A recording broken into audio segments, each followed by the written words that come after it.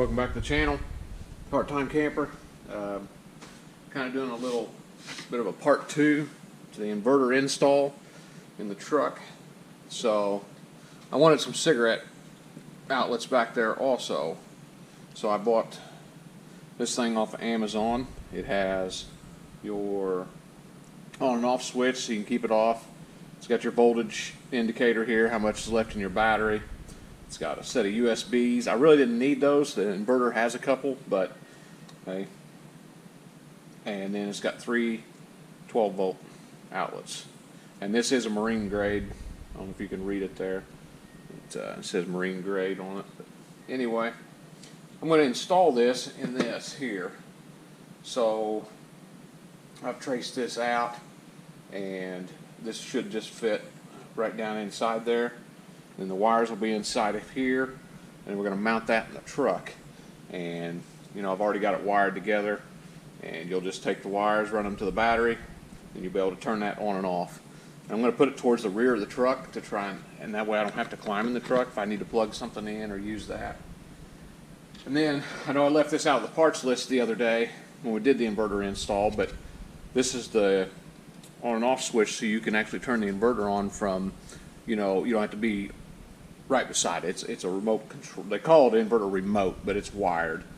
But I'm going to try and mount it on the side of here, just like that.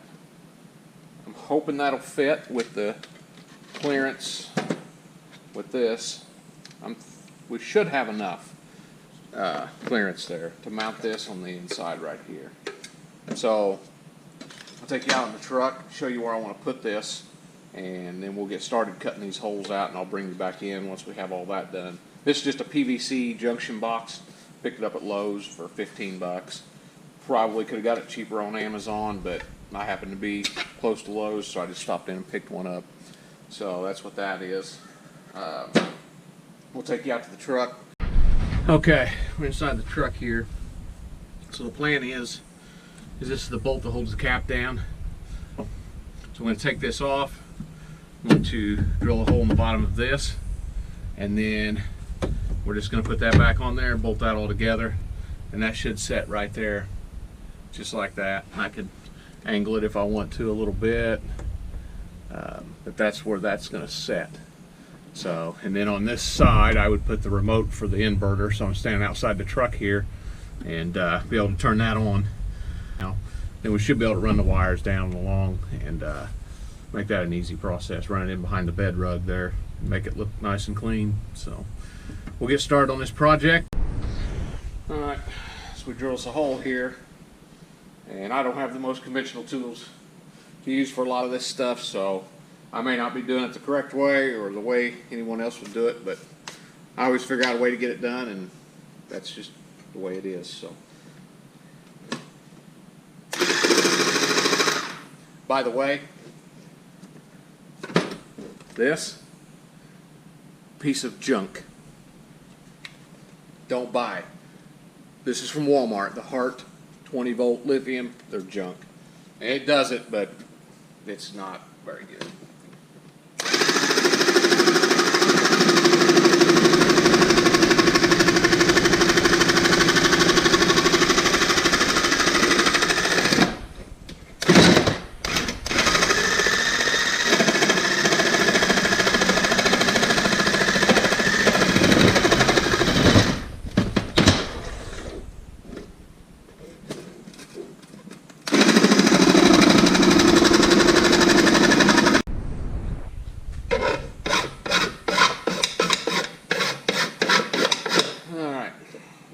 We've got it cut, so we'll file this down a little bit, smooth out the edges.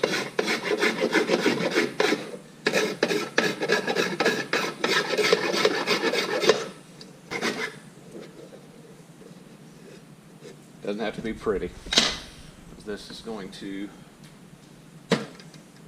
hopefully cover all that up and look all nice and pretty. There you go. So, nice little fit. You know, looks nice. It's clean. So, that part's done. Now we just got to cut the side out before the inverter remote. So it will be done. Now I gotta figure out, I gotta put this thing, see how much space I got in there for that remote. I think it should fit.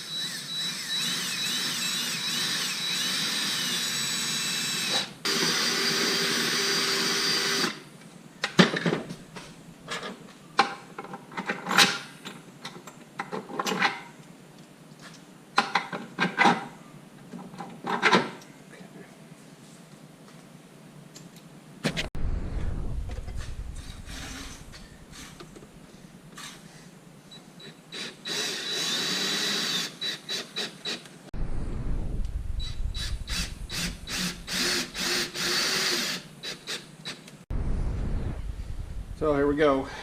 It's the finished product.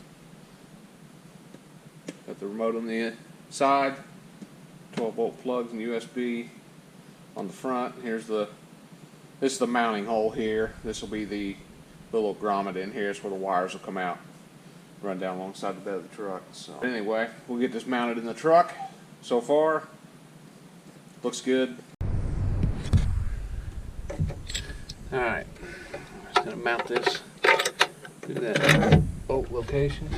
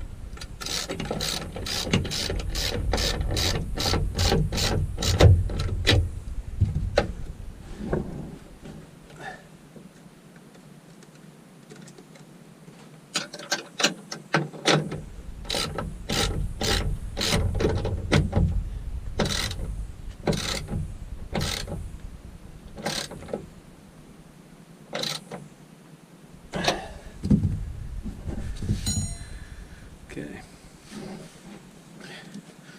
Now, like most of my viewers probably know what this is, but some of the younger viewers might not. This is what we used to use in our house to run our telephones. This is a telephone wire. Now we have cell phones, so let's see if we can get that through that grommet. This is what actually runs the remote for the inverter, so try to get that through there. It's a kind of tight fit. So.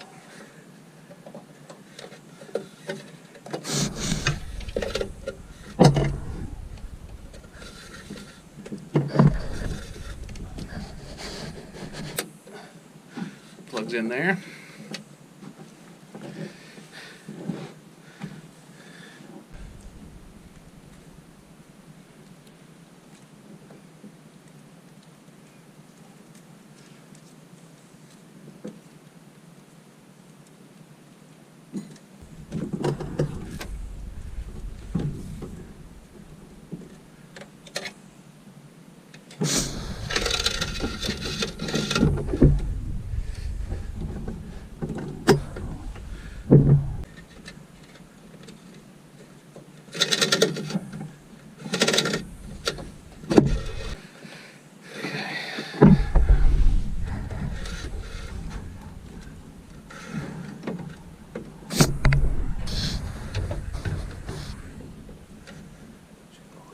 plug-ins real quick.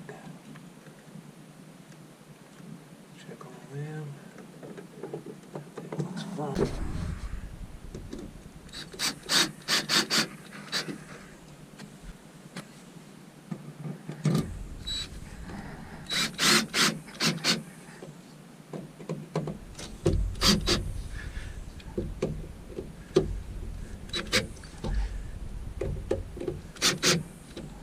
Go.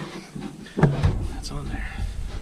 Now, all we need to do is run the wires. So now we will run the wires down along the bed and into the battery. Okay, we get this wire ran. I also did install a inline fuse, so you'll want to put that in there for sure. So we'll run these wires. Just gonna run them up through here.